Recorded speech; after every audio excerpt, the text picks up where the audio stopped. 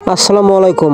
অনেকদিন ভালো মন্দ খাওয়া হয় না, কতদিন পর যে আমি আজকে একটু গরুর মাংস দিয়ে শান্তি করে ভাত খাইতেছি সেটা আপনাদেরকে আমি বলে বোঝাতে পারবো না। অসুস্থ হওয়ার পর থেকে বাড়িতে তেমন একটা গরুর মাংস আনা হয় না। গরুর মাংস আর মাছ দিয়ে তো আমি এক প্লেট ভাত খাইলাম। এখন আমার মা এসে বলতেছে যে গরুর চর্বি দিয়ে একটু আলুর ডাল রান্না করছি, এটা একটু খেয়ে থাকি, এটা অনেক মজা হয়েছে। তো মায়ের কথা শুনে আমি ডাল নিতেছি। ভাই সত্যি কি বলবো, ডালটাতে এত সুন্দর মজা হয়েছে আমি আপনাদেরকে বলে বুঝাতে পারবো না। তো ডাল আর গরুর মাংস আর মাছ দিয়ে আমি 2 প্লেট ভাত খাইছি। সত্যি একটা কথা বলবো ভাই, আমি কিন্তু 4 বছর পর আজকে 2 বার ভাত নিছি, কারণ আমি সবসময় বসে থাকি, তেমন একটা পরিশ্রম করে আমি একবারে বেশি আর ভাত নেই না। আজকে একটু তরকারিটা মজা হয়েছে তাই একটু 2 বার ভাত নিলাম। এই ভালো মন্দ খাওয়ার একটা কারণ আছে, কারণ বোন আর বোনের জামাই এসে ঢাকা থেকে। আমরা যতই ভালো মন্দ না খাই তাদেরকে তো খাইতে হবে, কারণ তারা হচ্ছে মেহমান, তারা তো আর সবসময় খাবে না। তো ওই আয়োজনটা আমার বোনের জন্য। তো সবাই ভালো থাকবেন, আল্লাহ হাফেজ।